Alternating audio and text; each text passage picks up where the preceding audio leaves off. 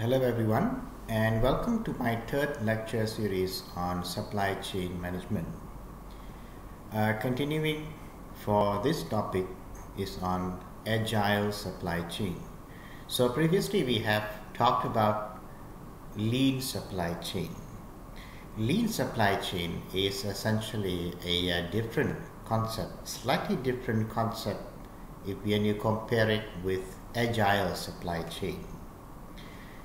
So in this series, in this lecture, I will first briefly explain about what is the concept of agile supply chain, and then I will make a comparison between agile and lean supply chains, and lastly I will conclude with the characteristics of an agile supply chain. So let us take a look at what do you mean by agile supply chain concept. So an agile supply chain is essentially you have the similar entities in a supply chain network who are actually concerned with doing things quickly. Why do they want to do things quickly? Because they want to be very responsive to market demands, and at the same time they want to maintain flexibility, and they will also want to keep productivity at all-time high. So if you look at the lean supply chain, so lean supply chain is all about, most of the focus or most of the effort is on waste reduction. But the main focus in agile supply chain is being responsive to market demands. And at the same time, you have to maintain a certain degree of flexibility. You cannot be very rigid when it comes to your business. Now, let's take a look at some differences are distinguishing attributes between lean and supply chain, between agile and lean. So if you look at over here, the typical products that are being sold in a lean supply chain are mostly commodities, things like cars, laptops, tablets, phones.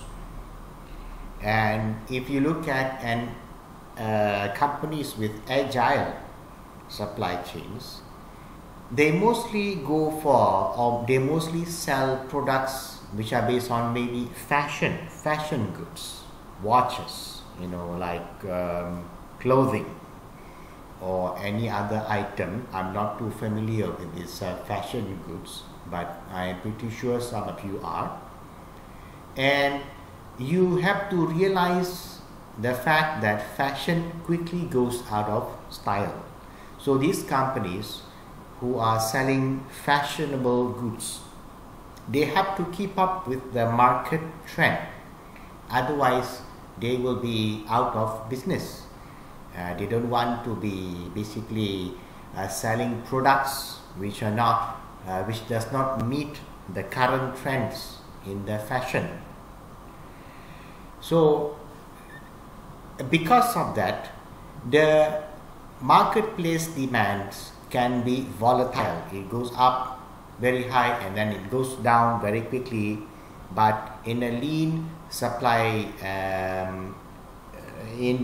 basically in companies which practices this lean supply, the demand can be somewhat predictable because they are selling mostly those common consumer goods. And in terms of the product variety, fashion can have so many variations of it. There's so many types, clothing, shoes, many different types of colors, etc. But in terms of the consumer goods, you don't have that much variety as those fashionable goods. And in terms of the product life cycle, like I said, the fashion quickly goes out of style, So their product life cycle is very short compared to these offered in the lean supply chain. And then in terms of the profit margin. So for those, if you realize if you're buying those expensive shoes and clothes, you will know that they are very expensive because the profit margins they are usually very high. But in like in consumer goods like laptops or computers, etc., cars, the profit margin like they're on a low side. You cannot compare it with those fashionable goods.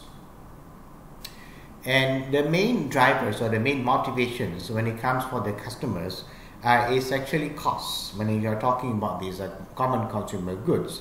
But in terms of fashion, you have to have it right now, right here and right away.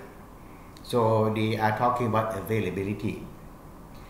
Now let us move on to the characteristics of agile supply chain. So number one, like I said, they have to be flexible. You have to actually be able to meet the demand for both volume and variety of what the consumer wants. You have to have very short lead times. You have to be able to push the products to the marketplace very quickly, to the consumer very quickly. And you have to be able to replenish those products in your stores very quickly as well.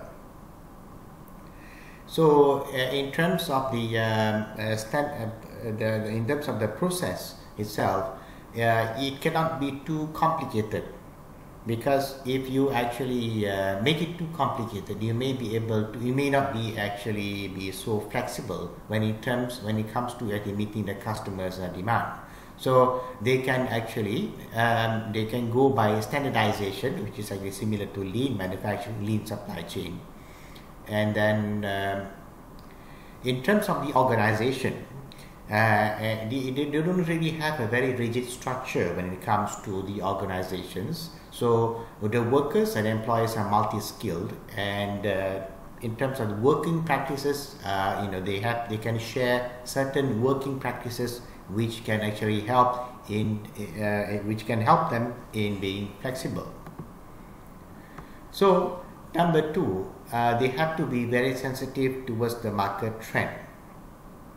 Now, if you look at this, the demand planning has to be based on actual customer order, so which is basically the pull system, a practice in lean, And in terms of that, you have this concept of backward scheduling approach, where you actually start towards from the end, and then you plan and schedule the production of the product from the end until to the starting. So when do you actually want to actually have the item? So you plan backwards. So that is backward scheduling. Now, efficient consumer response and customer relationship management usage, those are essentially concepts which I will not go into detail for this lecture.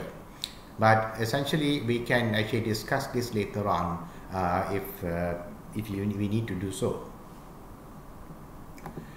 So, in terms of the usage of virtual network, so when we talk about virtual network, the use of internet and information technology, what's the purpose of this? You want to share data, real-time sharing of data, information between the customers, buyers, suppliers, planners, manufacturers, and distributors, which is what most of the supply chain management softwares are offering right now.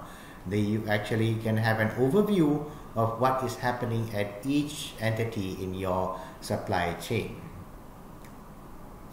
So when you have the visibility of all the entities in your supply chain, and this is where you can actually have a collaborative planning, forecasting, and replenishment when it comes to your products.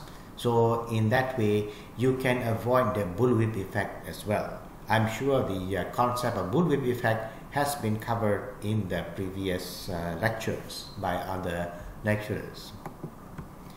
Now, there is concept of postponement. you may actually come across this in the operations management textbook. Essentially, you have the basic products, the basic components and sub-assemblies for different products are always available. But the final assembly or the customization doesn't take place until the final customer is actually known. So when there is an order, we can just quickly take those standardized components and add those customizations as needed as per the customer requirements. So that is this concept of postponement. Now, in my next lecture series, I will be talking about this supplier selection process, which is what's happening, which you need to perform it, whether or not you are actually practicing lean, agile, or both at the same time. So that is all for today. Thank you.